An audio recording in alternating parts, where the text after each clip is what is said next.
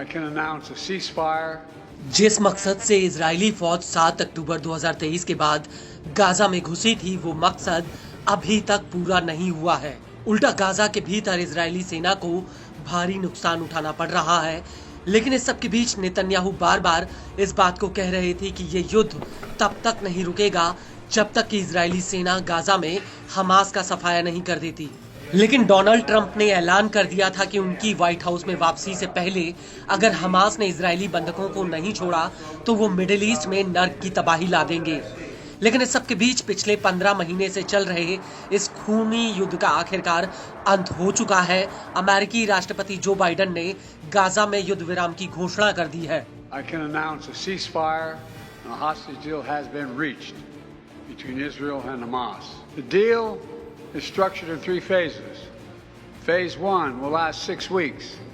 It includes a full and complete ceasefire, withdrawal of Israeli forces from all the populated areas of Gaza, and the release of a number of hostages held by Hamas, including women and elderly and the wounded. And I'm proud to say Americans will be part of that hostage release in Phase 1 as well. And the Vice President and I cannot wait to welcome them home. In exchange, Israel released hundreds of Palestinian prisoners.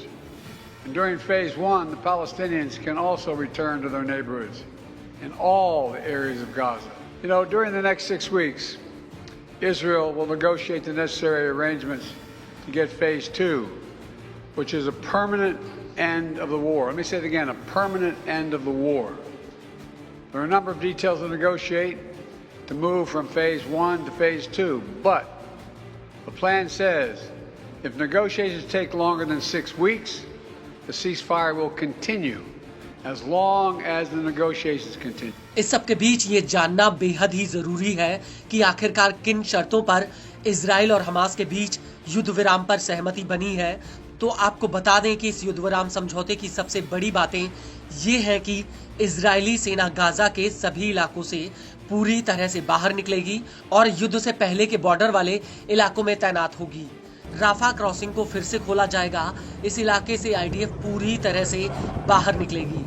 Israel को घायलों के इलाज के लिए विदेशी यात्रा आसान करनी होगी। इजराइल को रोजाना 600 सहायता ट्रकों को गाजा के भीतर जाने देना होगा। इजराइल को गाजा में 2 लाख टेंट और 6000 कारवां तत्काल आश्रय के लिए लगाने होंगे।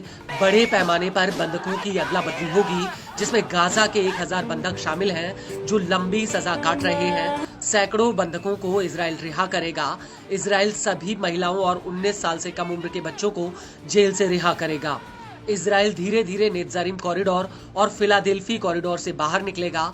विस्थापित लोगों को अपने घर वापस जाने दिया जाएगा। उन्हें गाजा में कहीं भी आने जाने की आजादी होगी। इजराइल सभी अस्पतालों को दोबारा बनाएगा।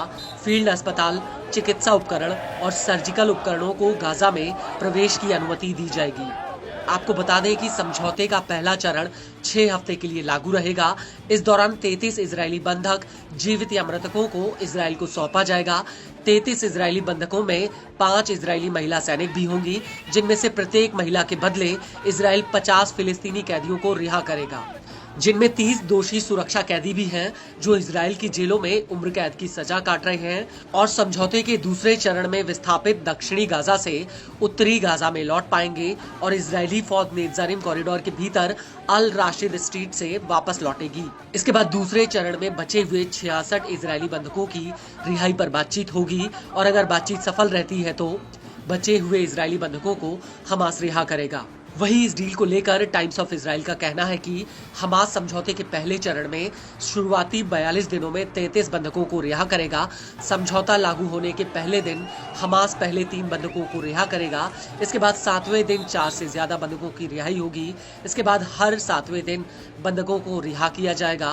पहले चरण के आखिरी हफ्ते में 14 बंधकों को रिहा किया जाएगा और इसके बाद बचे हुए 65 बंधकों को दूसरे चरण के युद्ध विराम में छोड़ा जाएगा।